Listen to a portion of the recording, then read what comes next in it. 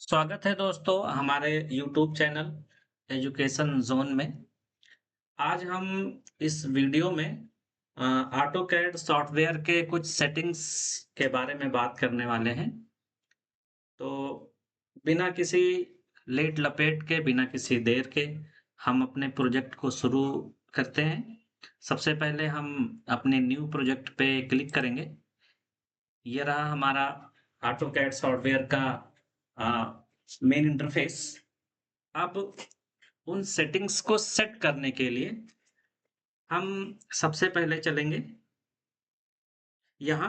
ये देखिए हमारा कर्सर, आप देखते रहिएगा, जहाँ-जहाँ हमारा कर्सर जाए आपकी निगाहें वहीं होनी चाहिए। स्नैप कर्सर पे हम इस एरो पे क्लिक करेंगे। ये देखिए, अब यहाँ आपको कुछ पॉइंट्स दिख रहे हैं जैसे and point, mid point, centre. तो सबसे पहले हम इन सब टिक को हटा देंगे इसको। देखिए, एक-एक करके हम इसको हटा रहे हैं और उसके बाद इसको कुछ शॉर्ट में हम आसान भाषा में डिस्क्राइब करने की कोशिश करेंगे। तो सबसे पहले हम कवर करेंगे एंड पॉइंट को। अब ये एंड पॉइंट क्या होता है?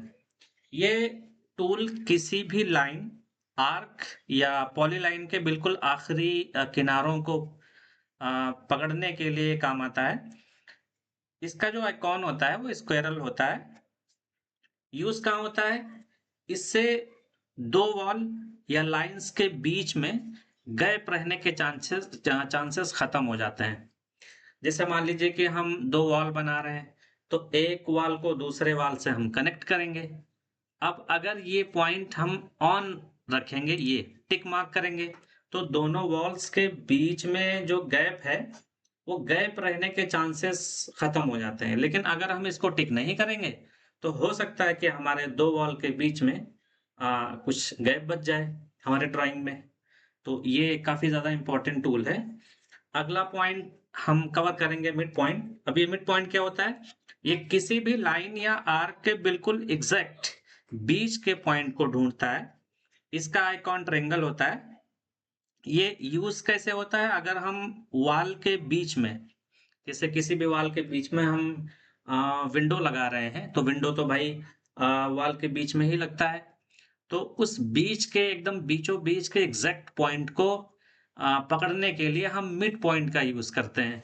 तो जब तक ये यहाँ खाली है, टिक मार्क नहीं है, तो हम मिड पॉइंट को, ये कर्सर हमारा हाइलाइट ही नहीं करेगा, स्क्रीन पे हाइलाइट ही नहीं होगा। और जैसे ही इसको हम ये टिक करते हैं, मार्क करते हैं, तो ये हमारा उस डिज़ाइन में जब हम वॉल के बीचों-बीच में कर्सर को उसके आस-पास भी लेके जाएँगे, तो मिड पॉइंट लिख करके ये हाइलाइट होने लगेगा और एक पॉइंट बन जाएगा। वहीं ले जाकर के हम माउस को क्लिक कर देंगे, हमारा मिड पॉइंट क्लियर हो जाएगा। वहाँ से हम अपने विंडो को लगा सकते हैं। तीसरा जो पॉइंट है वो है सेंटर। अब ये सेंटर क्या होता है? ये सिर्फ़ गोल ऑब्जेक्ट जैसे सर्कल, आर्क या इलिप्स के बीच वाले पॉइंट को स्नैप करता है।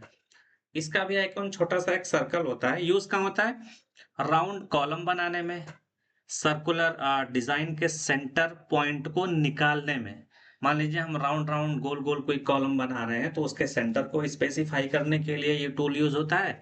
और किसी भी गोल आकृति के सेंटर को स्पेसिफ़ाई के लिए ये टूल यूज़ होता है। तो इसको भी हम टिक मार्क करना चाहेंगे, चूँकि ये बहुत ज़्यादा इम्पोर्टेंट टूल है हमारा ऑटोकैड ड्राफ्टिंग के लिए। अब हम चौथे पॉइंट पे चलते हैं, ज्योमेट्रिक सेंटर। अब ये ज्योमेट्रिक सेंटर क्या होता है? ये किसी भी बंद आकृति, क्लोज़ पॉलीलाइन, जैसे आप मान लीजिए पेंटागन हो गया, पॉलीगन हो गया, उस उन सब आकृतियों के सेंटर को स्पेसिफ़ाई करने के लिए, या फिर उसको, ये आप दूसरी भाषा में कह लीजिए, सेंटर ऑफ ग्रेविटी को स्पेसिफ़ाई करने के लिए, पकड़ने के लिए, ये हमारा ज्योमेट्रिक सेंटर यूज़ होता है। तो ये भी हमारा बहुत ज़्यादा इम्पोर्टेंट टूल है। तो इसको भी हम, ये देखिए, टिक मार्क कर देंगे।